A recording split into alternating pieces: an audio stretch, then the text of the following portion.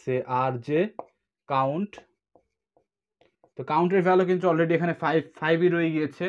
তো 5কে আমরা লোড করে নিচ্ছি আর জে এর মধ্যে, ডিক্রিমেন্ট করছি আর জে। তো ডিক্রিমেন্ট করলে হয়ে যাবে কি 4। দেন হচ্ছে আমরা স্টোর করে দিচ্ছি কাউন্টের মধ্যে আর জে কে।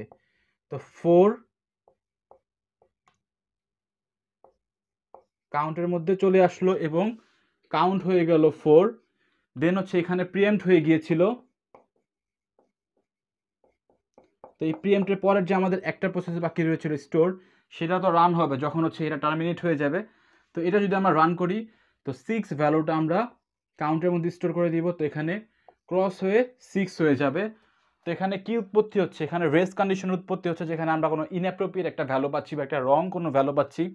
যদি রাইট ভ্যালু আমরা পেতাম তাহলে কি হতো, আমাদের কাউন্টের ভ্যালু ছিল 5, তো আমরা 5 হচ্ছে যদি প্লাস করি কি হবে, 1 প্লাস করলে 6 হবে, এবং এখানে যদি 1 মাইনাস করি হবে হচ্ছে এগেইন 5।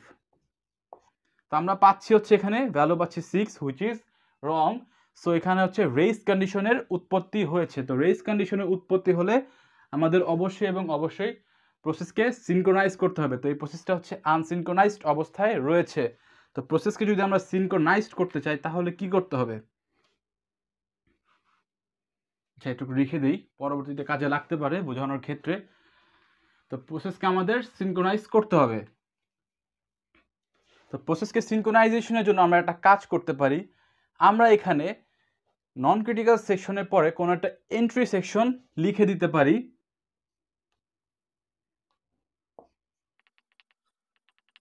প্রসেস 1 এর জন্য আমরা একটা এন্ট্রি সেকশন লিখে দিলাম।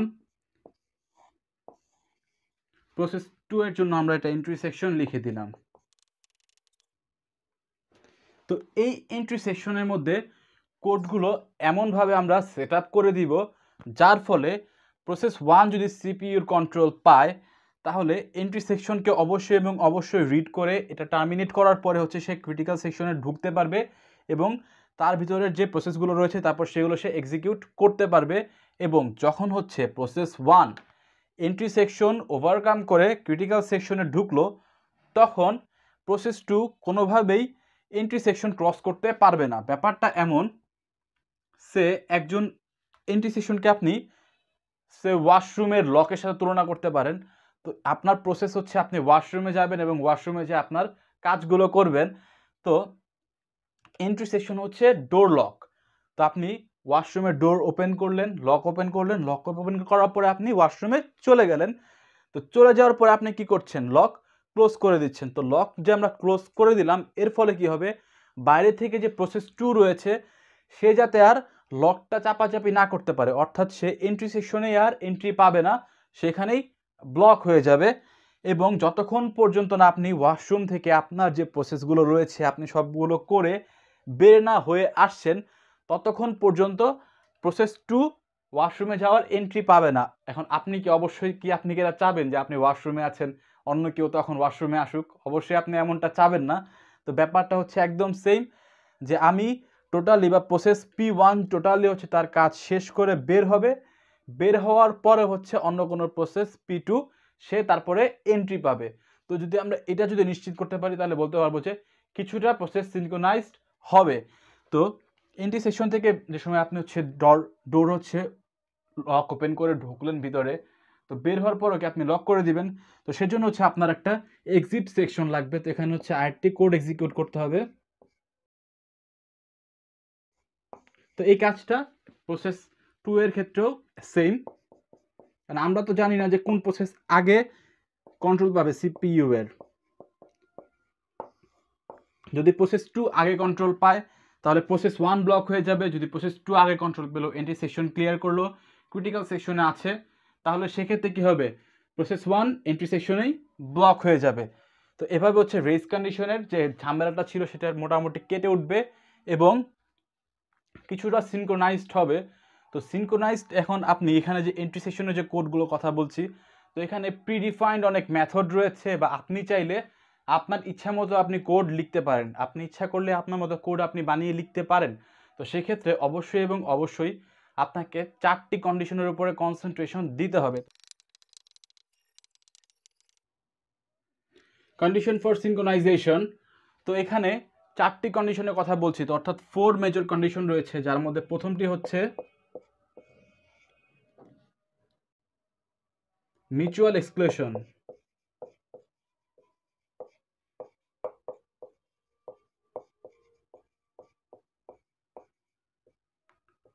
সেকেন্ড যে কন্ডিশন রয়েছে সেটি হচ্ছে প্রোগ্রেস। থার্ড যে কন্ডিশন রয়েছে সেটি হচ্ছে bounded wait.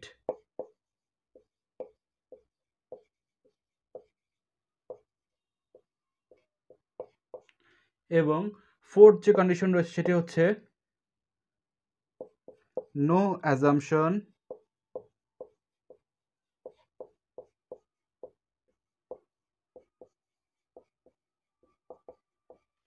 related to hardware or speed।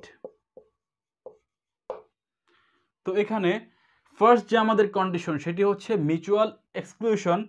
তো অবশ্যই এবং অবশ্যই আপনি যদি নিজের থেকে মেথডগুলো লেখেন ইন্টারসেকশনের ক্ষেত্রে, তো আপনাকে মিউচুয়াল এক্সক্লুশন যে আমাদের কন্ডিশন রয়েছে, বা এখানে আমরা এটা বলতে পারি হচ্ছে rules or condition for synchronisation. তো এই রুল এটা মাস্ট বি আপনাকে স্যাটিসফাই করতে হবে, কারণ এখানে মিউচুয়াল এক্সক্লুশন এবং প্রোগ্রেস এই দুইটা হচ্ছে প্রাইমারি রুল।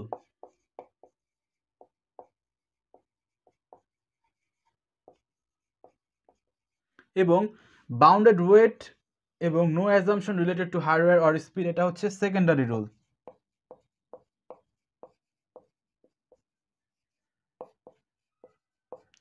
তো প্রাইমারি রুল যেটা সেটা আপনাকে অবশ্যই এবং অবশ্যই স্যাটিসফাই করতেই হবে, মাস্ট। এবং সেকেন্ডারি রুল যদি করা যায় তাহলে বেটার, যদি না করতে পারি তাহলে তাও সমস্যা নেই, চলবে। বাট প্রাইমারি রুল আমাদের মাস্ট বি স্যাটিসফাই করতেই হবে, না হলে রেস কন্ডিশন অ্যারাইভ হবেই হবে। তো প্রাইমারি রুলের মধ্যে যেটা রয়েছে মিউচুয়াল এক্সক্লুশন, সে আমাদের কাছে ক্রিটিক্যাল সেকশন রয়েছে। তো এখানে এটা হচ্ছে ক্রিটিক্যাল সেকশন, যেখানে কোনো শেয়ার্ড ভ্যারিয়েবল রয়েছে।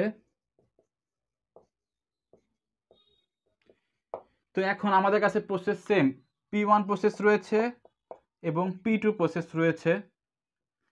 তো P1 প্রসেস যদি কোনোভাবে ক্রিটিক্যাল সেকশনে চলে আসে, P1 প্রসেস যদি কোনোভাবে ক্রিটিক্যাল সেকশনে চলে আসে, তাহলে P2 প্রসেস ক্রিটিক্যাল সেকশনে আসতে পারবে না। অর্থাৎ P1 প্রসেস যদি কোনোভাবে এন্ট্রি সেকশন পার হয়ে ক্রিটিক্যাল সেকশনে চলে আসে, তাহলে P2 প্রসেস এন্ট্রি সেকশনে ব্লক হয়ে যাবে। একটু আগে আমরা এই ব্যাপারে কথা বলেছি।